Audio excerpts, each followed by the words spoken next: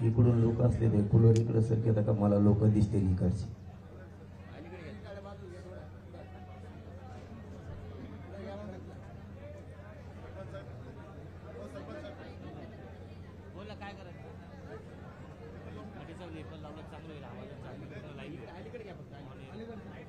ते काय लाईव्ह 2 4 5 7 मिनिटं चालत परत बंद होईल.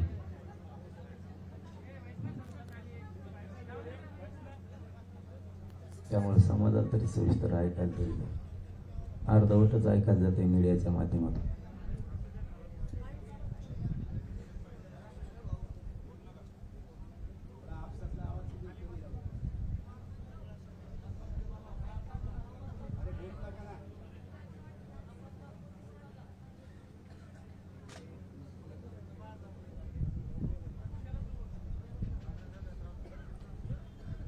आता फक्त एकमेकाशी काही असलं तरी बोलू नका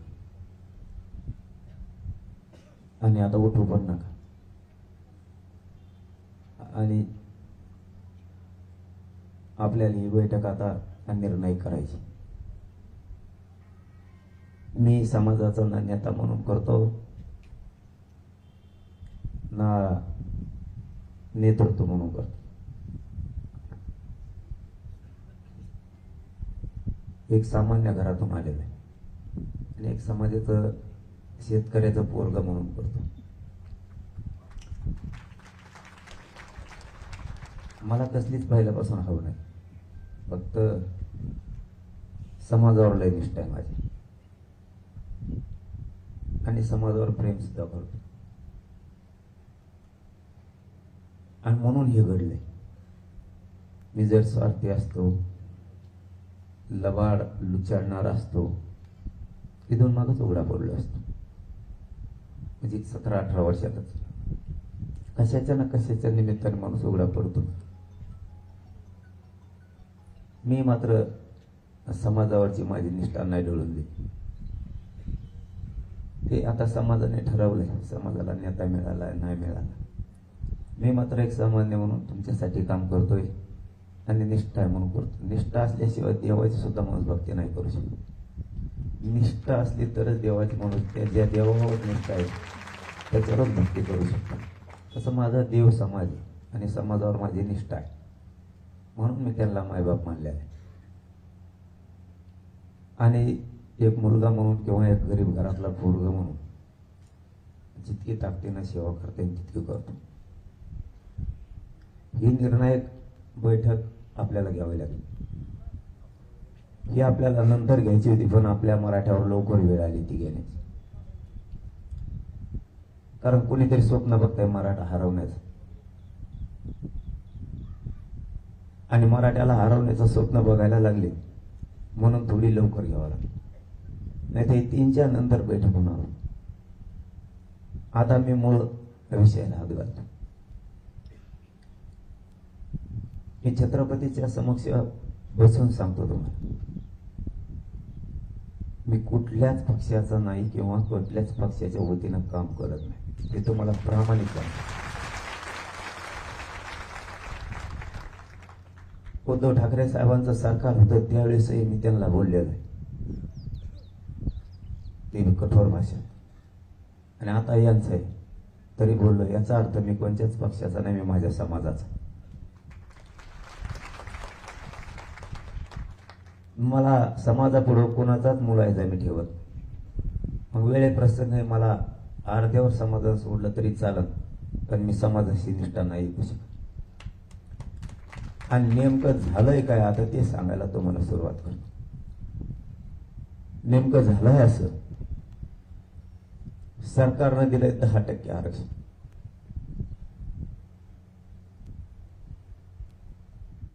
आणि आपण मागतोय ओबीसीतून सरसकट मराठ्यांना आरक्षण. जे सिद्ध झालंय ते मराठा आणि कुणबी एकच हे सिद्ध झालं. तुम्हाला ते सरसकट द्यायचं नसेल तर ज्या मराठ्यांची नोंद सापडली नाही त्यांच्यासाठी सगळ्या सोयऱ्यांचा कायदा पारित करा, हे द्या. आपण अशी मागणी केली, त्यांच्याच म्हणण्यावर केलेली. त्यांनीच आपल्याला सांगितलं होतं सरसकट ते देत नाहीत. त्यांचा विरोध आहे. मग आपण नवीन पर्यायी शब्द काढू. पर्यायी शब्द सगळे सोयऱ्यांचा आपण आणि सरकारनं मिळून याच व्यासपीठावर काढल्या. पण झालंय असं, हे सगळं काय घडून येतंय ना, मी पुन्हा सांगतो, मी कोणत्याच पक्षाचा विरोध म्हणून करत नाही, पण आज सगळंचे सगळं खरं बोलावं लागतं. फक्त त्यातले शब्द समजून घ्या. हे सगळं करतोय तो फक्त एकटा देवेंद्र फडणवीस. मला जे घेरलंय ना, तुम्ही शब्द ना शब्द फक्त समजून घ्या. सांगितलंय ना तुम्हाला, तुम्ही गोंधळ आरडेची बैठक नाही, ही निर्णायक बैठक. मी आज टोकाचा निर्णय घेणार आहे. म्हणून तुम्ही हे नुसतं घोषणा टाळ्या नकोय. समाज आज कोणत्या दिशेला आहे आणि उद्या यांना कोणत्या दिशेला न्यायचं आहे आणि आपण कोणत्या दिशेला आणलं हे समजून घ्या. मराठ्यांचा दरारा पुन्हा एकदा राज्यावर निर्माण झाला आणि हे दरारा संपवायचा त्यांचं स्वप्न आहे. संपवायचं तर मराठ्याच्याच हातात संपवायचं.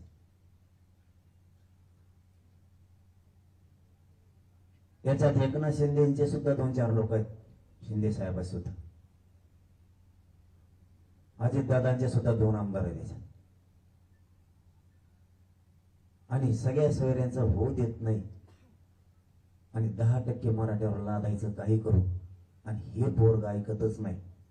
हे पोरग एक तर संपलं पाहिजे, नाही त्याचा गेम तरी करावा लागल, नसता याला बदनाम तरी करावं लागल, नसता याला उपोषणात मोरू द्यावा लागल म्हणून 16वा दिवस उघडा, नसता याचं काहीतरी करून कमायना, पॉयझन देऊन कमायना सलाईन मधून, म्हणून मी परवा रात्री सलाईन सुद्धा बंद केली.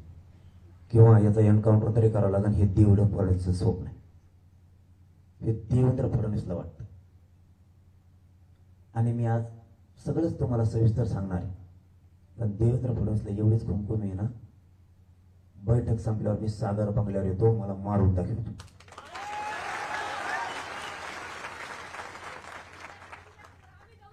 तुला माझा बळी घ्यायचा आहे ना, तुला माझा बळी पाहिजे ना, मी तुझ्या सागर बंगल्यावर येतो, घे माझा बळी. पण समाजाची इमानदारी मी नाही ऐकू शकत. समाजाला ओबीसीतून आरक्षण पाहिजे, तेच घ्यायचंय, घेणार आहे. 10% नाही हात लावून. माझ्या तोंडून ओढून घेण्यासाठी तोच हे उभा केलेला आहे. मी त्याला दोष देत नाही. आता ह्यो जो उभा केलाय ह्यो त्यांनीच उभा केलाय. मुंबईत बसून देवेंद्र फडणवीसनेच हॉटेल दिले. तिथून उतरून पत्रकार परिषदा, पत्रकार बांधवावर आणि मीडियावर एवढं दबाव आहे की बच्चू कडूचा कार्यकर्ता आहे तो. बच्चू कडूला इतक्यात वेळ दाखवलं नसेल इतकं त्याला दाखवलं. शब्द ना शब्द, सेकंद सेकंद मीडिया दाखवलं. हे फक्त देवेंद्र फडणवीसचा हात याच्या पाठी. त्याला सगळी ताकद दिली. आतल्या सगळ्या गोष्टी बाहेर काढा, हे फक्त देवेंद्र फडणवीसचं काम. त्याच्यात काही समन्वयक सुद्धा आहे. मुंबईचे 4-5 समन्वयक सुद्धा आहेत की ज्यांची दुकानं बंद पडलेली आणि ते एकनाथ शिंदे साहेबाच्या आजूबाजूला फिरतात. वेळ आले ते त्यांचं सुद्धा नाव घेणारे बिगारी मिशावाले, ते सुद्धा त्याला पालन पोषण करतात. शिंदे साहेबाचा एक प्रवक्ता सुद्धा त्याच्या सोबत आहे आजूबाजू. यांनी त्याला उभा केलाय. नारायण राणेंनी काल आमच्या गेवराई तालुक्यातल्या 2 आणि अंबड तालुक्यातला 1 जण उचलून नेले. त्यांच्या माध्यमातून सुद्धा आता प्रेस सुरू होणार आहे थोड्या वेळा,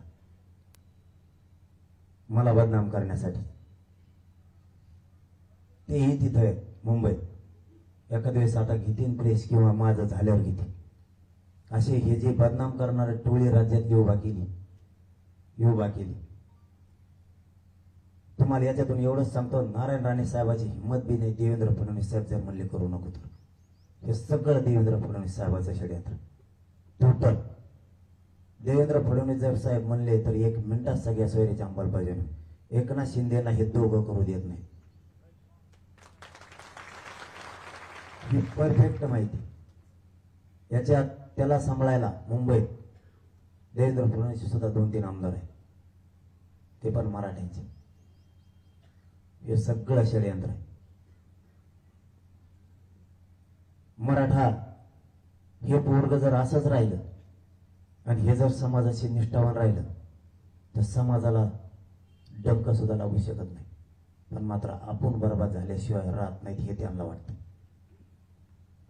समाजाचे आपलं स्वप्न होतं गुलाल उधळा, समजून घ्या. यांचं स्वप्न होतं 10% दिलं की असा गुलाल उधळला नाही. याचा अर्थ त्यांनी ओळखून घेतला, आता काय खरं दिसत नाही, आपला अपमान झाला. दुसरं सांगतो, देवेंद्र फडणवीसला माघारव हे का करतोय ती शंका भाजपमधल्या असणाऱ्या मराठ्यांना आणि राष्ट्रवादी काँग्रेस, शिवसेना, काँग्रेसमध्ये असणाऱ्या पक्षातल्या सगळ्या मराठ्यांना तुमचा मुलगा म्हणून सांगतो, विश्वास ठेवा नाही तर नका ठेवू. फक्त मराठा म्हणून आज तुमच्या समोर कथन करणार. तो का असं करतोय त्याचं कारण आहे, आपल्या आई बहिणीचे डोके फुटले त्या दिवशी तो पोलिसांकडून झाला आणि आपण सांगितलं हे आई बहिणी तुझ्या आहे आणि त्यात ती माफी मागावं लागली. तेव्हाचा राग त्याच्या डोक्यात आत्तापर्यंत. मी माझ्या आई बहिणीच्या बाजूने राहू नाही का? मी काही चूक नाही केली. दुसरं, त्याला एकदा उपोषण सोडायला यायचं होतं, त्याला डाग धुवून घ्यायचा होता मराठा समाजात आणि तो आई बहिणीला शिव्या दिल्यामुळे मी नाही येऊन दिलं. त्याला तिसरा राग आहे,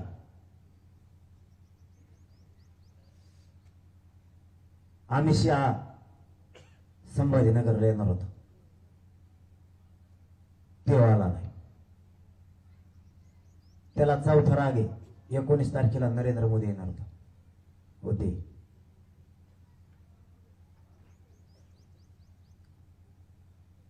त्याला 5वा राग आहे, मी ब्राह्मण आहे आणि मी मराठ्यांना हरवून दाखवेन. मी आजपर्यंत त्याला जातीवर कधीच बोललेलो नाही. त्याच्या डोक्यात वेगळ्या कुठे आहे.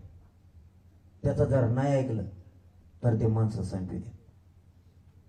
मी पक्ष म्हणून बोलत नाही, माणूस म्हणून तुमच्याशी बोलतो. त्याचा जेव्हा ऐकणार नाही तेव्हा संपला जातो. तुम्हाला एकच उदाहरण देतो, त्याला पुढे गेलेलं कुणी खपत नाही. एखादी जात मोठी झालेली त्याला जमत नाही आणि त्याला त्याचे गुलाम म्हणून ऐकणारी जात लागते. आणि मराठे मात्र एका बाजून आलेत आणि हे पोरग जर राहिलं तर आपला विषय संपला. मग पर्याय, याला बदनाम केल्याशिवाय पर्याय नाही. म्हणून मला बदनाम करायचं आणि मला संपवायचं. उदाहरण म्हणून तुम्हाला सांगतो, त्याचा नाही ऐकल्यावर काय होतं. मी त्याचा केलेला अभ्यास एकनाथ शिंदेचा सुद्धा सांगणार, अजितदादांचा सुद्धा सांगणार, सुट्टी कोणालाच नाही माझ्याकडे. त्याच्याबद्दल केलेला अभ्यास, त्यांनी हे लोक मुंबईत फिरलेत आणि यांना सगळी ताकद पुरवली, पोलीस यंत्रणा पुरवली, मीडियाच्या बांधावर प्रचंड दबाव आणून त्यांनाही दाखवायला लावले. सगळे मराठ्यांचे आमदार सुद्धा आजूबाजूने फिरले. त्यांनी एकच विडा उचलला नसता तो जर म्हणला तर कोणीच बोलू शकत नाही. कारण पाथर्डीचा एका माणसाने सांगितलंय, तो बाबा देवेंद्र फडणवीसच्या बंगल्याने 20-19 तारखेला खाली आलेला वरून. त्याच्यामुळे तो जर म्हणला तर ह्या राज्यात देवेंद्र फडणवीस साहेब जर म्हणला तर काहीच होऊ शकत नाही राज्यात, काहीच. हे जे चाललंय तर त्याच्या जीवावर चाललंय आणि त्याचा न ऐकल्यावर काय होतं ते सांगतो तुम्हाला. जो माणूस स्वतःचा कधीच पक्ष सोडू शकत नाही त्याच्यात धक्का पक्ष सोडायची वेळ लोकांवर आली. त्याच्यातलं एक उदाहरण सांगतो. एकनाथ खडसे साहेब कधीच भाजप सोडू शकत नाहीत, कधीच. सोडायची वेळ आली, कधीच. विनोद तावडे साहेब कधीच बाहेर जाऊ शकत नाहीत, पक्ष सोडून जावं लागलं दिल्लीला. नाना पटोले साहेब कधीच भाजप सोडू शकत नाही, सोडावं लागलं. पंकजा मुंडे आणि त्यांचा बाप आणि त्यांचा मामा आयुष्यात भाजप सोडू शकत नाही. आज असूनही घुटमत म्हणजे औषध पेल्यासारखी. मला कुठे यायचं हे तुम्हाला सांगतो. मला यांचं काय होतं याच्याशी देणं घेणं नाही. देवेंद्र फडणवीस काय चीज आहे आणि मराठी एक झाले त्यांना काय देव करायला निघाला हे मला तुम्हाला सांगायचं आता. कारण हे त्यांच्या जवळच्याच लोकांची मंत्र्यांची माहिती. तो किती आत घुसतोय आणि त्याची किती यंत्रणा भारी हे त्याला आता रात्री 2 पश्चाताप. माझ्या विरोधात तू काय वापरशील? बदनामीच्या षडयंत्र. बरोबर ना? बदनामीबद्दल शेवटी सांगतो मी तुम्हाला काय ते, त्याच्यावरही बोलणार मी. जो कधीच पक्ष सोडू शकत नाही त्यालाही सोडायची वेळ येते. याच्यावर मी माणूस म्हणून आज बोलतोय. फक्त ज्यांचे नाव आले त्यांनी गपचिप मान हलवून तरी मान्य करा. म्हणा कधीच महादेव जानकर साहेबाचा धनगराचा नेता म्हणून मोठा नाही होऊ द्या कधीच. मी आज फक्त माणूस म्हणून बोलतोय. देवेंद्र फडणवीस काय चीज हे सांगतो. बामणी कावा माझ्या विरोधात चलू देणार नाही याला मनोज जरांगे मराठ्याचं पोट्टा म्हणतो. तेव्हा बामणी कावा जर बोलला नाही ना तर माझं नाव बदलून ठेवीन मी. तू आता ध्यानात ठेव. मी तुझ्याकडेच येतोय आता. तुला माझा बळी घ्यायचा आहे ना? तुझ्या सागर बंगल्यावर पायी येणारे उपोषण करत मेलो ना मधी याच्या दारात नेऊन टाका मराठ्यांना. मला निघालो तुझ्याकडे नाही. पण हे काय करू शकतो हे तुम्हाला सांगतो. हे काय करू शकतोय हे तुम्हाला सांगायला लागलो. याला मी सांगतो याला पक्षाकडे ओढू नका. मी सांगतो याला पक्षाकडे घेऊ नका. कधीच आयुष्यात जीव जरी गेला फासावर जरी लटकेलं तरी प्रफुल्ल पटेल राष्ट्रवादी सोडू शकत नाही. एवढा धाक भरीला जेलचा की प्रफुल्ल पटेलाला राष्ट्रवादीत यावं लागलं. त्या काँग्रेस भाजपमध्ये यावं लागलं. मी माणूस म्हणून तुमच्याशी आज बोलतोय. कधीच अजित पवार राष्ट्रवादी नाही सोडू शकत. पण ना विलाज केला. जेलला जाण्यापेक्षा मध्ये गेलेलं बरं. तो इकडे आलाय. आणि तुम्हाला याच्या पलीकडे सांगतो. शिवसेना सोडताना छगन भुजबळने शिवसेना सोडली आणि वाचवलं शरद पवार. छगन भुजबळ कव्हाच राष्ट्रवादी सोडू शकत. आणि अजित पवारचं त्याचं जमत सुद्धा नाही. तर ते दोघं एकीकडे जोड शकत नाही. तरी बी पुन्हा जेलला देवेंद्र फडणवीस टाकेन म्हणून छगन भुजबळला तिकडे अजित पवारचं त्याचं पटत नसून जावं लागलं. एकनाथ शिंदे साहेब कव्हा शिवसेना सोडू शकत नाहीत. बाळासाहेब ठाकरेचा विचार कधीच ना विलाजानं त्यांना तिकडं माघारी जावं लागलं. आता तुम्हाला याच्या पुढचं सांगतो. अशोक चव्हाणांच्या घरात 3दा मुख्यमंत्री पद दिले बापासह. कव्हाच काँग्रेस सोडू शकत नाही. तो कव्हाच. पण जावं लागलं. आता मला एक प्रश्न पडलाय. तो ज्यांना जेलला पाठवलं ह्या पुऱ्याला हे तो ह्या पक्षात आल्यावर कसं काय चांगले झाले. आणि मला निष्ठा सोडायला लावून 10% तो घ्यायला लावणार. मग मी चांगला होणार आणि आरोप बंद होणार ना. कर तुला आरोप करायचे तर मी मराठ्यात सोडित नाही. कर तुला काय करायचं मग वाकडं. म्हणजे त्यांच्या दोरीत मला बसतो. तुला आरोपात घेरी. मुंबईत सगळी यंत्रणा तुझ्या विरोधात बसवली. त्याला सगळ्या यंत्रणा उपलब्ध करून दिल्या. तुला घेरणार. एकदा समाजावरची निष्ठा सोडून 10% मान्य कर. नाही तर तुला घेरून संपवणार. मी मरायला तयार आहे. का करतो तू? देवेंद्र फडणवीस तू मनोज जरांगेच्या नादी लागलाय. मी शेतकऱ्याचा पोरगा आहे.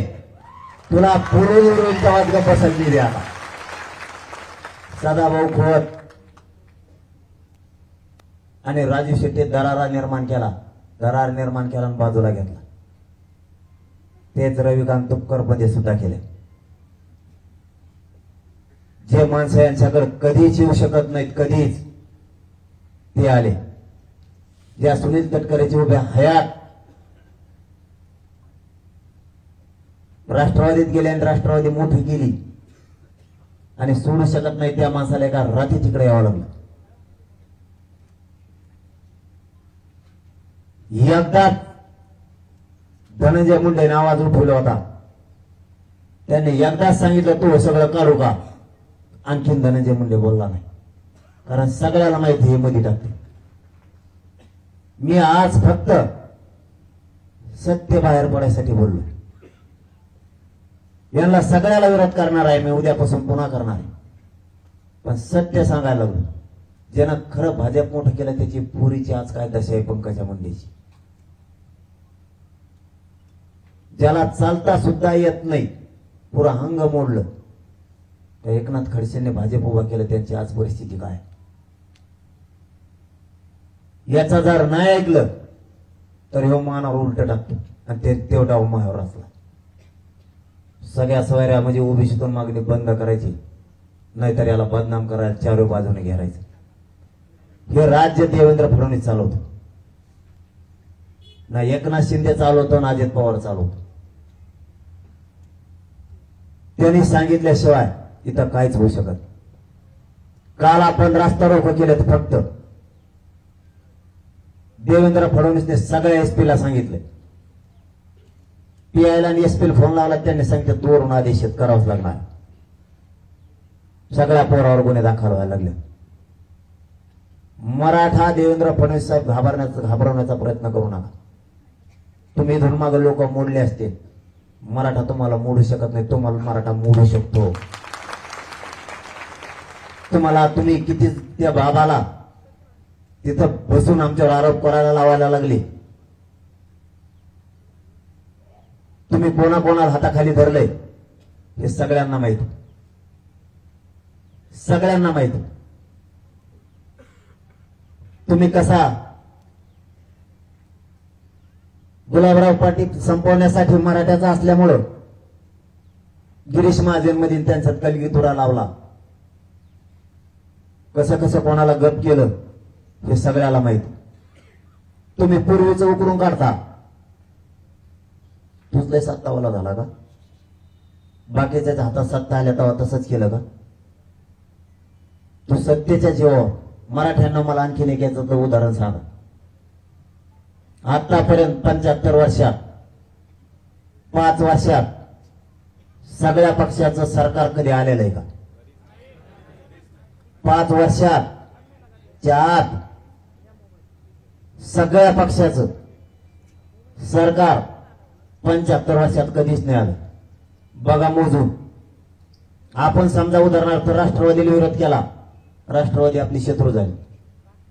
आपण शिवसेनेला विरोध केला, शिवसेना आपली शत्रू झाली. आपण भाजपला विरोध केला, भाजप आपला विरोधक झाला. काँग्रेसला विरोध केला, काँग्रेस आपला विरोधक झाला. मनसेला विरोधात केला, आपण विरोध झालो. मग आपण ज्याच्यासाठी दुश्मनी पत्करली हे सत्तेत सगळे कस काय? मराठ्यांना लांबचा विचार करायची वेळ आली. आता एका वर्षात 5 पक्ष सत्तेत आले. आता आपण काय करायचं? राष्ट्रवादीचं शिवसेनेचं पटत नाही, काँग्रेस 3 जण सत्तेत आले आणि आपण मारामाऱ्या कोणासाठी केल्या? शिवसेनेने राष्ट्रवादीसाठी आणि राष्ट्रवादी शिवसेनेसाठी. मराठ्यांना सावध व्हा. दुसऱ्या 2.5 वर्षात भाजप नव्हतं आलं सत्तेत म्हणून म्हणले त्याला बी घ्या. भाजप घ्या म्हणले, काँग्रेस नाही आलं म्हणले घ्या अशोक चव्हाण. येता व्हायचा खेळ हे काय? सगळे पक्ष सत्तेत आले. आता मरण आपलं जनतेचं आलं. कुणाचं मरण आलं? मी खोटं सांगायलो का?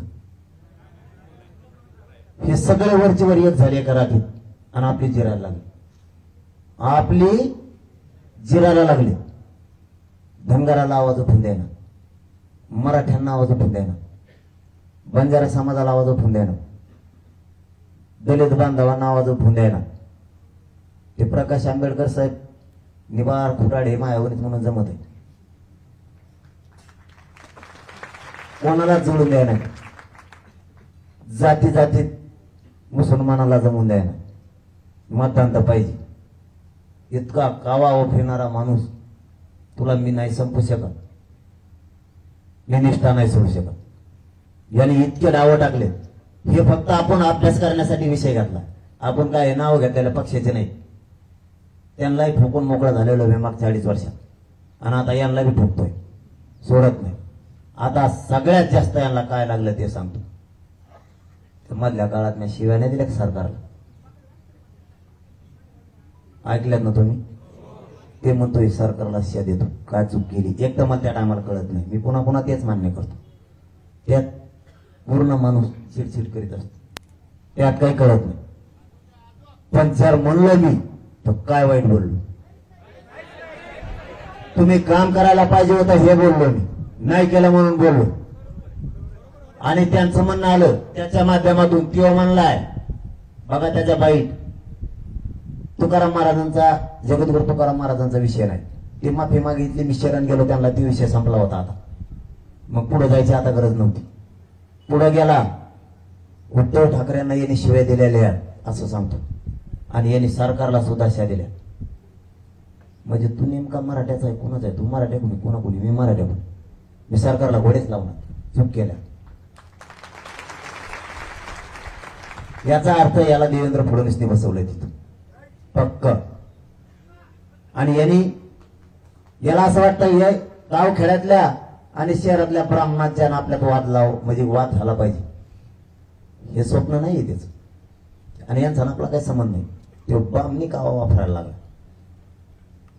माझ्या आणि माझ्या समाजाच्या विरोधात ओबीसीतून द्यायचे. तुला माहिती आहे का मराठ्यांजवळ किती आडे?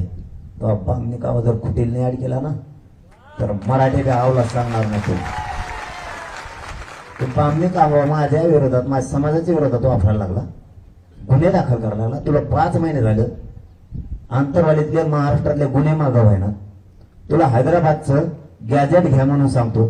तुला 5 महिने लागते नुसते गॅजेट घ्यायला. नुसतं घ्यायला वाचव परत 5 महिने घ्यायला लागून ती वजा असलं त्याचं. केवढी फसवणूक आहे समाजाची. हे सगळं देवेंद्र फडणवीस करतो. आणि याचं स्वप्न आहे काही झालं तरी हरकत नाही सगळ्या सोयऱ्यांचं करुणा.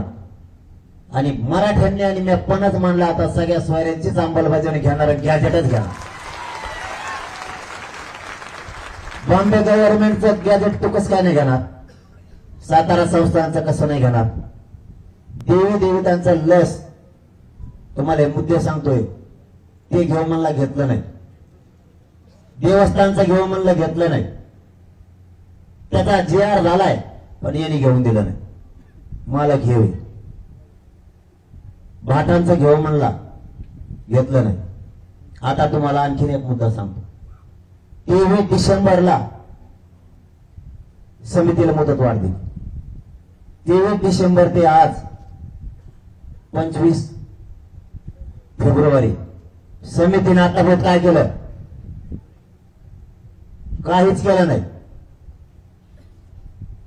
सरकारने देवेंद्र फडणवीसच्या म्हणण्यावर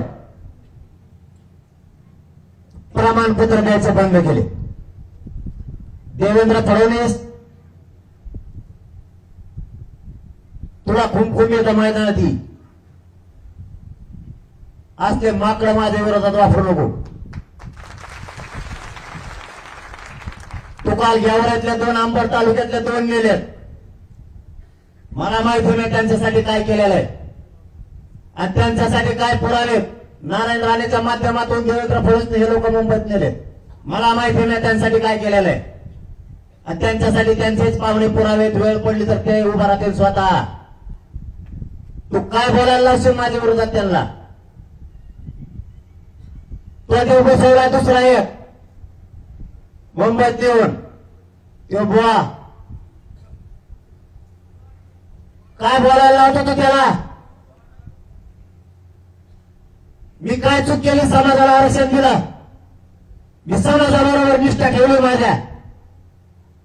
तुला वाटतं नाही निष्ठा विकायची? मी काय विकायची?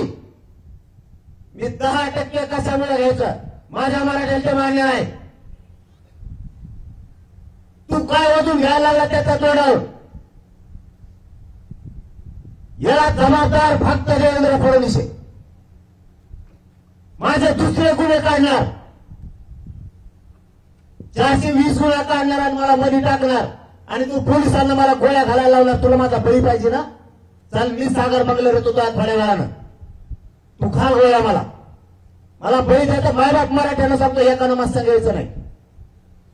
मी त्याच्या सागर बंगल्यावर चाललो त्याला माझा बळी पाहिजे ना? तू घे. फक्त माझं कुटुंब उड्यावर पडून देऊ नका. एकतर येताना सगळ्या सोयऱ्यांचा गोळा घेऊन येतो नाही तर त्याला माझा बळी पाहिजे तर देवेंद्र फडणवीसला बळी देतो. तू दुसरं काय काढलं?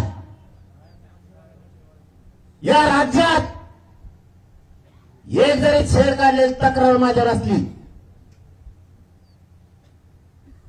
छेडछाड केलेली असली, बलात्कार विनय भंग केलेली जर असली, समाज म्हणून ती मी ऐकायला तयार आहे.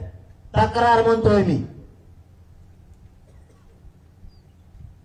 या अंतर्वालीची एक बी आई बहीण जर म्हणली मी वाकड्या नजरेनं बघितलं तर मी म्हणून ते करायला तयार. भांबेरे गावात मी राहिलोय, त्या गावातली एक जर आई बहीण म्हणली वाकड्या नजरेनं बघितलं, तुम्ही म्हणता ते ऐकून व्यासपीठाच्या खाली कायमचा मराठा समाजाचं नाव सोडून जाईल. साष्ट पिंपळगावला 6 महिने काढले. एक जर आई बहीण म्हणली वाकड्या नजरेनं बघितलं तर म्हणून ते ऐकून देवेंद्र फडणवीस विचार करून आरोप करायला लाव. मी वडी काढायला राहिलो, तिथली एक जर आई बहीण म्हणली वाकड्या नजरेनं बघितलं. आणि याच्या पुढचं सांगतो आता, माझ्या विरुद्ध राज्यात महिलेने दिलेली एक तक्रार असली तरी तुम्ही म्हणता ते मी ऐकत. एक मग मी तिला त्रास दिलेला असेल, जोर जबरदस्ती असेल, विनयभंग असेल, छेड असेल, जी काय असेल ती असेल, एक तक्रार जर राज्यात कोणत्या पोलीस स्टेशनला सापडली 30 वर्षापासून आतापर्यंत, आजपर्यंत, आजची 25 फेब्रुवारी पर्यंत, तर मी म्हणून ते ऐकल. तुमचं एखाद्या माणसाला गावात एखाद्या माणसावर उदाहरण घेऊ आपण, त्याच्या विरुद्ध जर गावात एखादी किंवा शहरात तक्रार जर असली तर तो अपराधी.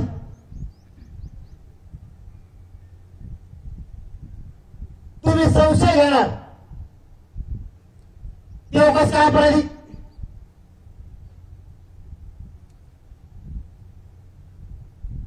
त्याने जर काही गावात चुका केल्या,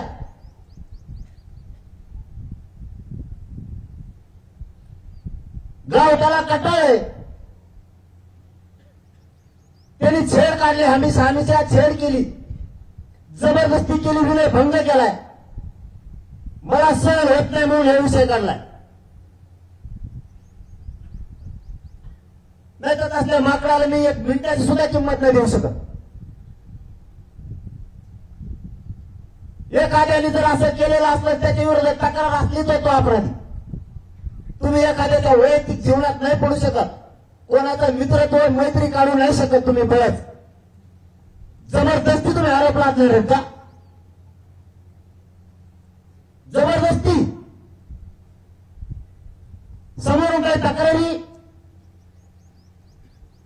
नाही, जबरदस्ती.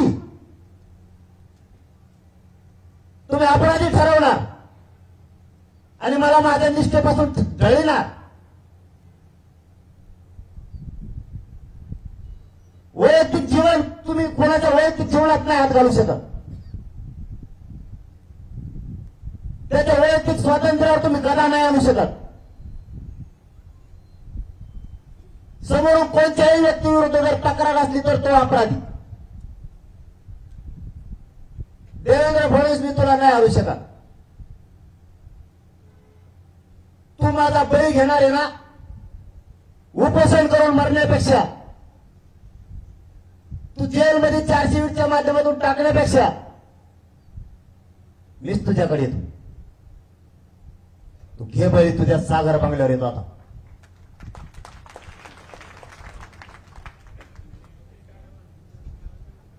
तू साधी सोपी गोष्ट समजतो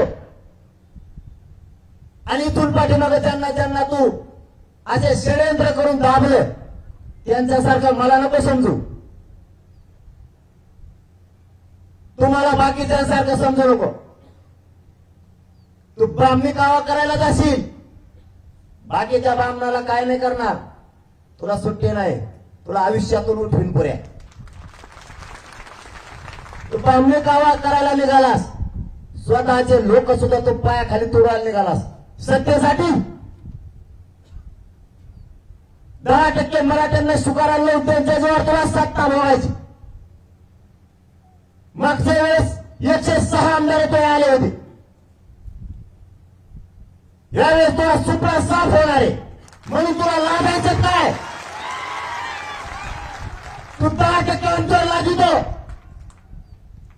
ते आरक्षण केलेलं आहे.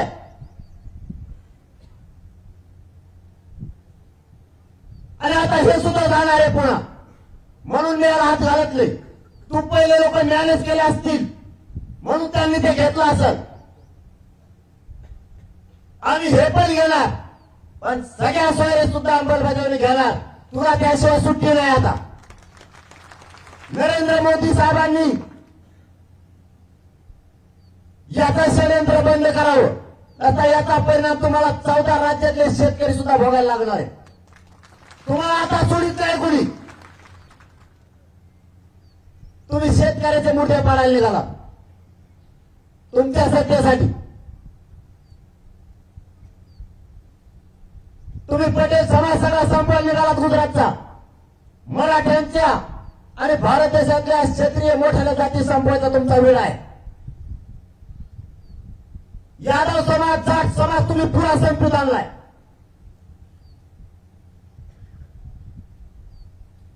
तुम्हाला मोठ्याला जाती मोठ्या होऊ द्यायच्या नाही. जाट समाज तुम्ही संपवालाय.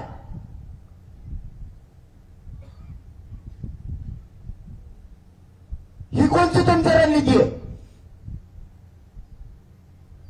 म्हणजे तुम्हाला मोठ्याला जाती संपवायच्या आणि छोट्या छोट्या जाती, मोठ्याल्या जाती संपून छोट्या छोट्या जाती मोठ्या करायच्या. तुम्ही उत्तर प्रदेशात मधला सगळा बौद्ध समाज संपवला, मायावतीला संपवलं. मला राजकारण नाही करायचं. मोठ्याल्या जाती कशा संपवायला लागले ते बघा. महाराष्ट्रातला मुस्लिम समाज संपवायचा. महाराष्ट्रातली नंबर 2ची धनगरांची जात नाही आरक्षण द्यायचं. काय झालं तरी वापर करायचा. पर्याय उभा करायचे. 2 पर्याय. माझे जाणकार करतो. त्याला दुसरा पर्याय द्या माथेकर साहेबांना. वारे देवेंद्र फडणवीस, पंकजा मुंडे एवढं करते. पर्याय द्या. भागवत कराड. वारे देवेंद्र फडणवीस,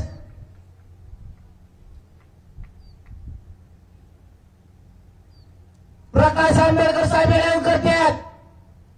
पर्याय द्या आठवले साहेब. देवेंद्र फडणवीस म्हणून जरंगे पिल्लाच्या नादी लागला असतो.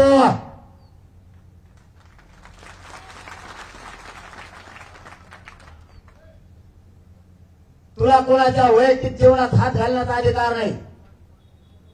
कोणाविषयी तक्रार असेल तर तो अपराधी आहे. त्याला टाक जेलमध्ये. हरकत नाही. षडयंत्र करून जबरदस्तीनं आरोप करायला लावून मला मध्ये टाकायच्या भानगडीत पडायला लागलास की काय? त्याला मुंबई सांभाळायला लागलास.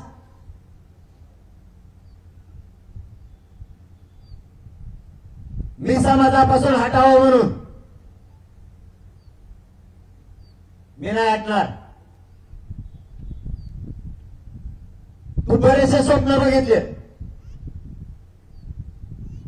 तू प्रत्येक वेळेस फूट पाडतो. राजू शेट्टी ऐकत नाही का?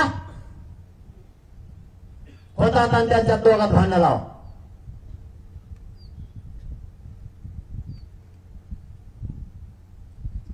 नारायण राणे साहेब ऐकत नाही का?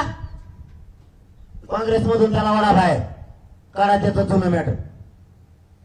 देवेंद्र फडणवीस पलटी जर तुझ्यावर पलटली, बामणी कावा संपला, तो बी संपला, भाजप संपली.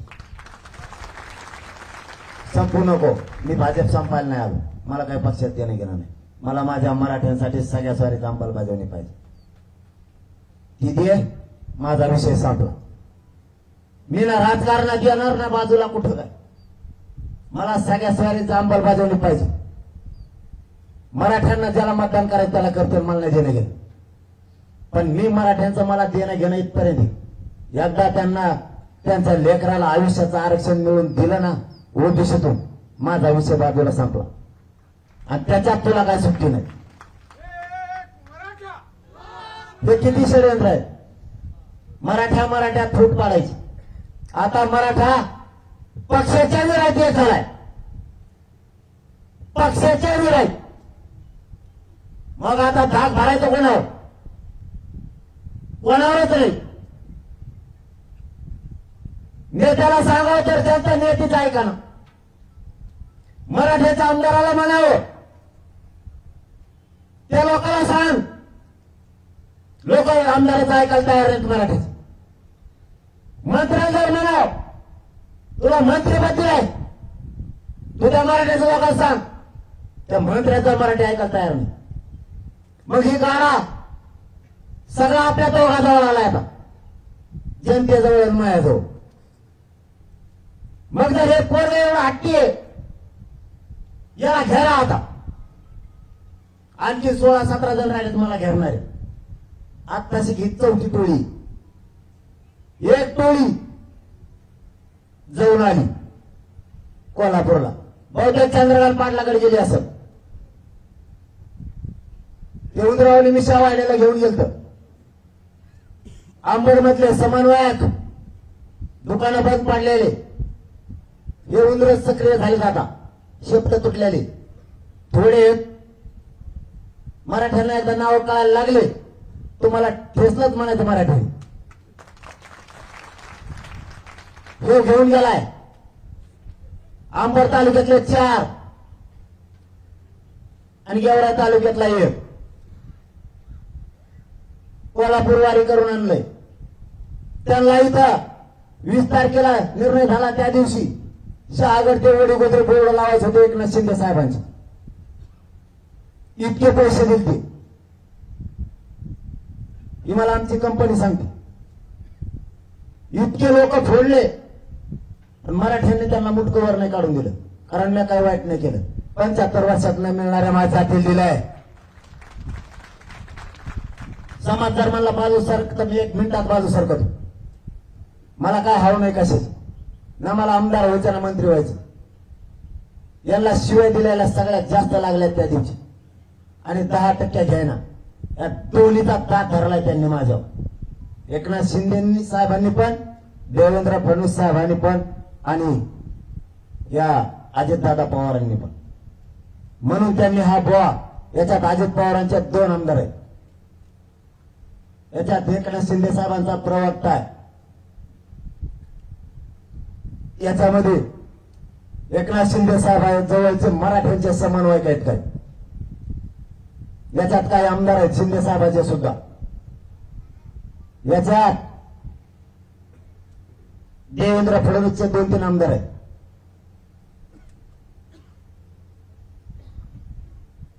हे त्याची पूर्ण राखण करतात, आणि देवेंद्र फडणवीसने पूर्ण पुरवलंय त्याला पैशापासून सगळं. आणि तो आरोप करतो नसता, देवेंद्र फडणवीस जर म्हणला ना मुंबईत पान घालू शकत नाही, पान बी हे देवेंद्र फडणवीसच्या मर्जीशिवाय होऊ शकत नाही, होऊ शकत नाही. हे सगळं देवेंद्र फडणवीस तर असलेला डाव आहे. बहुजन ओबीसी आणि मराठा संपला पाहिजे, हे पहिल्यापासूनचे ते डाव आहेत. नसता माझा ऐका, नसता तुम्हाला मध्ये टाकी, हे प्रत्येकाला धमकी. मला मध्ये टाकायला त्याचं काहीच नाही. पुन्हा सांगतो मराठा, ते 420 म्हणजे काय, मी काय कुणाचे पैसे आणून बुडलेले नाही. माझ्याजवळ काय आहे रे बुडाला? ते नाटक आणलं होतं छत्रपतींचा, आणि ते समाजाला दाखवलं. काय वाईट केलं? छत्रपती दाखवला, तोटा आला, पैसेच नाही द्यायला, कुठून देऊ? ती 420चा गुन्हा दाखल केला ते, त्याच्या आधी पुढचं सांगतो काय झालेलं ते पैसे आल्याला तोटा, त्या 3 जण होते, त्यांनी वाटून घेतलेला तोटा. आपल्या आपल्या वाट्याला आपले आपले हिस्से पडलेले, त्याच्यामुळे त्याच्यात मग बळच नावाले की हिस्सा दुसऱ्यावर, मी इकडे तिसऱ्याच्याच पैसे भरतो याच्यात. तरी म्हणाव त्याच्यात बी असलं तरी काय मोठं नाही, छत्रपतीसाठी गुन्हा आहे, त्यात तोटा आला, त्यात पैसेच नाही आले, मी काय करू? माझ्याजवळ काही नाही. तू काय गुतणार मला देवेंद्र फडणवीस? त्याच्या माध्यमातून उकरून घ्यायला लागलास. माझ्यावरती कसलाच आरोप नाही, कसलीच तक्रार नाही. एक बी राज्यात कसलीच तक्रार असली तर मी म्हणून ते भोगायला तयार आहे. पण वैयक्तिक जीवनात तू कोणाची मैत्री नाही काढू शकत. वैयक्तिक जीवन जगण्याचा प्रत्येकाला अधिकार. तू हे डावर असतो माझ्यासाठी आणि त्याच्या माध्यमातून त्याच्यावर तर मी बोलत नाही. ही सगळा करता करू होता तू आणि तू ही जिरवायची. तुला माझा बळी पाहिजे ना, पाहिजे ना. इथं उपोषण करणं मरण्यापेक्षा मी कोणाच्याच वाहनात बसणार. मी तुझ्या सागर बंगल्यावर पायी येतो. मध्ये जर मेलो मी मध्ये अन्न घेणार नाही, असंच उपोषण करत जाणार. त्याच्या दारात माल नेऊन टाका. त्याला बळी पाहिजे माझा. पण एक तर आता मला माघारी आणा तुम्ही मेलेलं म्हणून, आणि मला हट्ट करायचा नाही कोणी. मेला म्हणून एक तर माघारी आणा. नसता येताना गुलाल घेऊन येतो सगळ्या स्वाऱ्यांचा. मराठ्यांसाठी फुटत नाही मी त्याला. त्याला दाखवतो आता मराठी काय असते. आता तुम्हालाही सांगतो, आपली मराठा एका शब्दात धरून बोलत जाऊ नका. मला पुढे काय सांगायचं बघत जा. मी तुम्हाला फक्त खवळतो पण वाईट काम काहीच करीत. खवळतो तुम्हाला पण तुमचीच माया करतो. तरी यांनी माझ्या जवळच्या फोडायला सुद्धा चालू केले. काल एक इनोवा गाडी आली होती. तिथे वडाच्या पलीकडे थांबली. त्याला माहित होतं इकडे सीसीटीव्ही. त्याने इकडे येऊन सांगितलंय बरोबर का, न घेऊ तुमचं नाव. बरं नाही घेत आता. ती गाडी उभा केली. इकडे आणला मला आम्हाला शिंदे साहेबांनी पाठवलेले मुख्यमंत्र्यांनी. त्यांनी इथले 10 नंबर नेलेत. कोणाचे नेलेत मला माहित. इथून ते पंपार गेला वडीच्या पलीकडच्या. तिथं आपला एक माणूस होता. तिथून फोनवर त्या लोकांना ते बोलत होता आम्हाला शिंदे साहेबांनी पाठवलेले पैसे अमका तमका कशाचे कमी पडणार नाही. म्हणजे आजूबाजूचे फोडायला चालू केले. ते फुटतेन का नाही मला नाही माहित. पण जे केलं ते केलंय. त्याला वडी काळाचा सरपंच साक्षीदार आहे. नाव घेऊन सांगतो. त्यांनी हे सगळं बघितले. चेहरा जर समोर आला तर ते म्हणजे नरडात धरून त्याला तुमच्या पुढे आणतो. पण त्या गाड्या घेऊन गेल्या. त्या गाडीला नंबर नव्हता. हे सगळ्या देवेंद्र फडणवीसची चाल सुरू झाली. आमच्या जवळचे काही जण म्हणते सरकारने डायलॉग बंद केले. डायलॉग म्हणजे चर्चा ते करणार नाहीत कधीच. डाव चर्चा. कारण हे माणूस 10% ऐका ना. जे माया संघ ते याचा अर्थ त्यांना घुमेला वाटतं. 10 तारखेपासून आज 24 तारखेपर्यंत माझे ज्या आमदाराचे येते, ज्या प्रशासनातल्या अधिकाऱ्याचे येते, ज्या 2-4 जणांकडे माझे फोन येतात ते समाजासमोर समाजाला सांगतो. त्यांनी मला आतापर्यंत 10 तारखेपासून कोणाच्या फोन आले सांगितलं सुद्धा नाही. तर नाही आले हे बी नाही सांगितलं. आणि मराठा समाज राज्यातला जर मला फोन करीत असला माझं आंदोलन होत तर नाविलाज आहे. मी तुमच्याशी बोलू शकत नाही. नाराज होऊ नका जर तुमचा फोन मला कोणी नाही दिला तर. ते तिकडचं काय कारण सांगत असतील माहित नाही. त्यांच्यावर आरोप नाही करायला. पण मी जर बोललो नसेल तर नाराज होऊ नका. मी फक्त हे सगळ्या सोयऱ्यांचा अंमल होऊच तरच तुमच्याशी बोलणार नाही. त्याच्यानंतर रात्रंदिवस बोलणार. मी एकच फोकस केला मराठ्यांना ओबीसीचं आरक्षण मिळून देऊस तर समाजावर आणि आजूबाजूच्यावर विश्वास ठेवायचा. आता आजूबाजूच्यानी कसं वागायचं ते ठरवायचं. ते सरकारकडून काही त्यातले बोलायला लागले. डायलॉग बंद झाले. करत जर डायलॉग बंद होण्यात काही होतो ना समाजाकडून. तू कोणत्यांची बाजू उडीतो. तुला फोन आलेत का त्यांचे सांगा ना. तिकडंच हिंडतो. तुला येळ मिळाला तर येतो. 2-4 जण जवळपास लांब गेलं जमाय. क्लासेसवाले सांगत ते तुम्ही ऐकत नाही. क्लासेसवाले काय सांगत तुला माहिती. तुला काही माहित नाही. कशाला डोकं लावतो मधल्यामध्ये. काही काय घेतलं असं म्हणून तिकडून बळच बोलायला लागले. मला आणखीन मी त्यांच्यावर जाहीर आरोप नाहीत करायचे. नाही तर याच्यातले 7-8 जण असे तुम्ही आणखीन दिशा नेवा. तुम्ही सरकारचे निरोप माझ्याकडे घेऊन येत होते आणि मी तुम्हाला लाथाने ठोकीत होतो. आपल्या पैसे पैसा पद चलतच नाही, चलतच नाहीत माय बाप, चलून बी जाणार नाही आयुष्यभर. तुम्ही जर मी तुमचा ऐकायला म्हणून त्यांच्याकडून व्हायला गेले, तुमच्या सुद्धा पहिलं आंदोलन सुरू झाल्यापासूनच्या सगळ्या रेकॉर्डिंग काढायला लावीन मग. कारण तुमचं काय नाही ऐकल्यामुळे तुम्ही तिकडून गेला, आणि आताचे सगळे गेलेत ना, फक्त यांचं नाही ऐकलं म्हणून गेले, फक्त यांचं नाही ऐकलं म्हणून. यांचं नाही ऐकू शकत मी. यांचं काय ऐकायचंय? उभ्या हयात गेल्यात, 500 वर्ष झाले, मोठमोठाले संत म्हणून होऊन गेले, त्यांना साक्षात्कार संत तुकाराम महाराजांनी दिले नाही. या हागऱ्याला कुठून दिला मध्ये, आणि हो पाणी घेऊन तिथून आला. किती किती बनवा बनवी देवेंद्र फडणवीसची, किती भयानक. अरे एका सेकंदात, मला त्याच्यात कळत नसतं काय उपोषण, पण एका सेकंदात तुकाराम जगद्गुरु तुकाराम महाराजांना शरण गेलो मी, एका सेकंदात. असा विद्रोही की विद्रोही असतो तर गेलो नसतो, म्हणलं असतं बघू, काय कळत नसतं त्याच्यात. आणि तू काय काय काढायला लागला आहे, आणि हे तुला कोण द्यायला लागलं हे संध्याकाळी मला नाव माहीत व्हायला लागले. भाकरे संघ कालाच खाल्ला म्हणलं, आणि मग काय खाऊ, मग काय खाऊ? तो आहे मटणात अंडे चुरगळून खाऊ का? तुला कोणी सांगितलं मटण तिखट झाल्यावर अंडे चुरगळून खाल्ल्यावर तिखट होत नाही म्हणून? तुला कोणी सांगितलं रे? आता मी ज्या घरी रोज राहतो, आता ते भाकर नाही खायला देणार तर काय देणार मला 6 महिन्यापासून? तगडं देते का खायला? त्या बिचाऱ्यांचं कामच आहे ना, मी समाजासाठी करतोय म्हणून मला खाऊ घाल. माझ्या विरुद्ध तुम्ही काही राहा, पण देवेंद्र फडणवीसचं हे सगळी चाल, दुसरी चाल, दुसरी म्हणजे हे 11वी 12वी चाल असं माझ्या ध्यानात नाही राहील.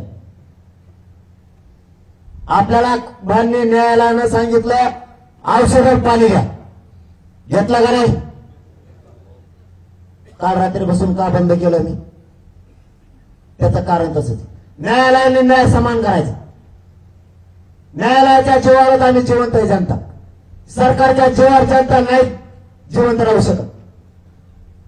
आम्ही तुमच्या जीवावर आहे. तुम्ही 13 तारीख दिली मार्च,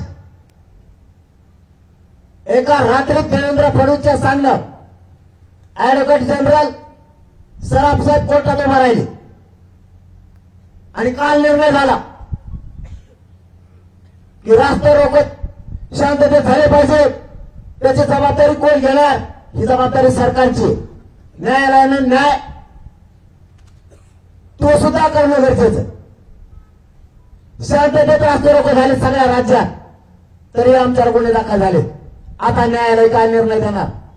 त्या सगळ्या पीआयला, सगळ्या एसपींना न्यायालय कुठे ठोकणार का? आता त्यांच्या ठोकणार का? न्यायालयाने कायद्यासारखा न्याय करावा, तो आम्हाला मान्य. तुमचा शब्द आम्ही ऐकला, आम्ही गोळ्या औषध घेतली, आम्ही सलाईन घेतले. मग एका रात्री त्याच न्यायालयानं 13 तारीख दिली होती, डबल एका रात्रीत तारीख बदलेली कसं काय? आणि याचिका करता साधारण आहे, साध्या याचिका करते सरकारला हस्तक्षेप करता येत नाही, त्यांना सेपरेट याचिका करावं लागतं. सरकारनं त्याला पुढे घातलं हेंगड्याला, आणि त्याच्या आतून सरकारनं याचिका आणि सुनावणी घेतली. हे अन्याय नाही का मराठ्या? हे मराठ्यावर अन्याय नाही का न्यायालयाकडून सुद्धा? मग सरकारने जबाबदारी घ्यायला पाहिजे. मग जर न्यायालय आम्हाला न्याय देणार नसलं तर आम्ही कोणाकडे जायचं? सरकार आम्हाला न्याय नाही देत, आम्ही जायचं कोणाकडे? काय वाईट मागण्या केल्या? सरकारला अधिकार नसून 56 आमदार रात्रीत एक बसले, सगळ्यांनी मिळून ठरवलं, ऍडव्होकेट जनरलने विषय मांडला सरकारच्या वतीनं, आणि 13 मार्चला होणारी तारीख 20 तारखेलाच झाली. कसा न्याय मिळणार मराठ्याला? याच्या पुढचं सांगतो. 10% आरक्षण पहिलं, 13% आरक्षण. देवेंद्र फडणवीस होता त्यावर टिकलं. देवेंद्र फडणवीस गेला की कस काय उडलं? आता पुण्यात तो आले की कस काय मिळालं? म्हणजे तुम्हाला समाज म्हणून पाहिजेच नाही, तुम्हाला सत्ता पाहिजे म्हणून पाहिजे. आणि आता माझ्यावर खोटे नाटे आरोप करणार, जबरदस्तीनं माझ्या नैत्य अंगावर घालणार.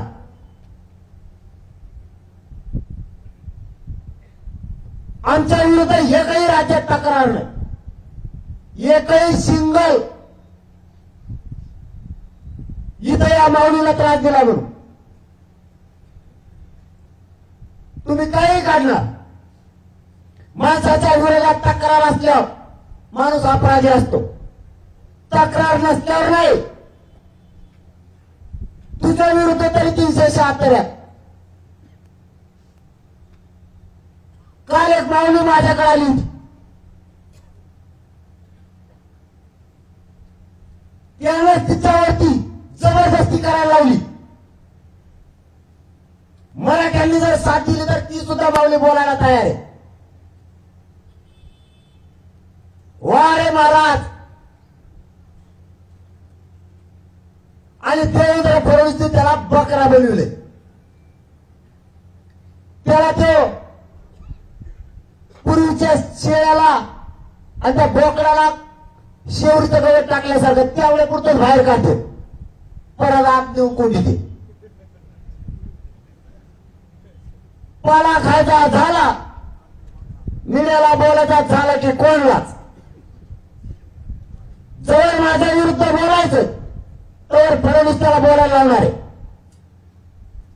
आणि एक दिवस त्याच्यावर असा येणार, त्याला एकट्याला घराकडे काढून देणार.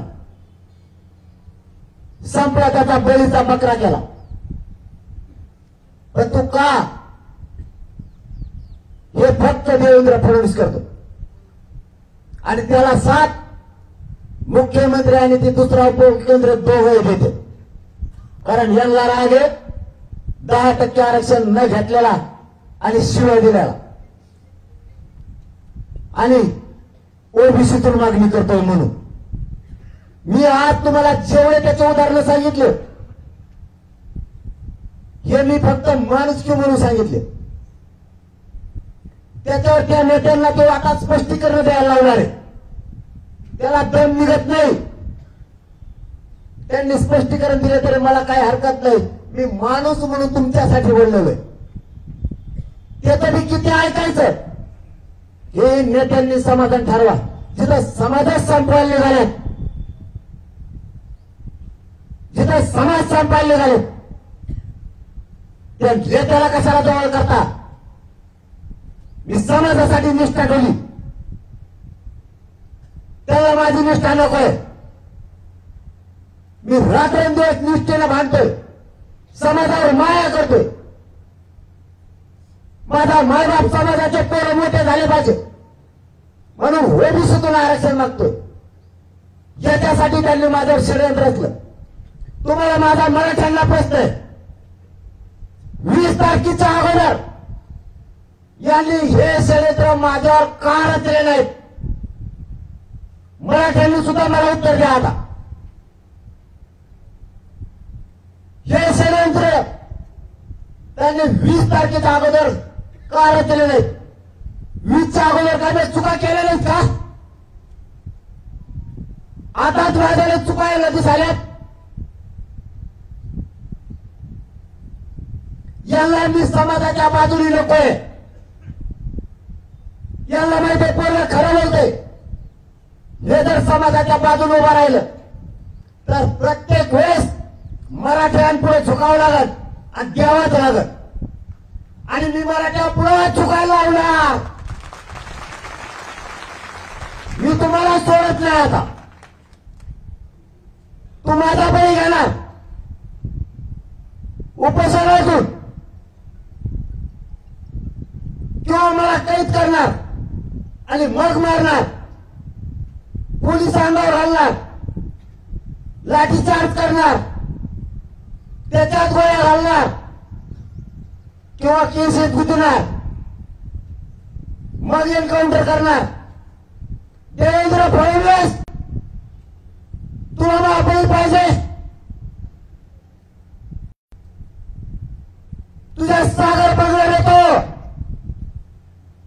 माझा बळी घे, नाहीतर याचे चाळे बळी कर, नसता करायला लाव. पाहिजे ना तुला बळी? मी मराठ्यांचं काम करतोय म्हणून, गोरगरिबांना न्याय देतोय म्हणून तुला माझा बळी पाहिजे? मी मराठ्यांचा नेता नाहीये,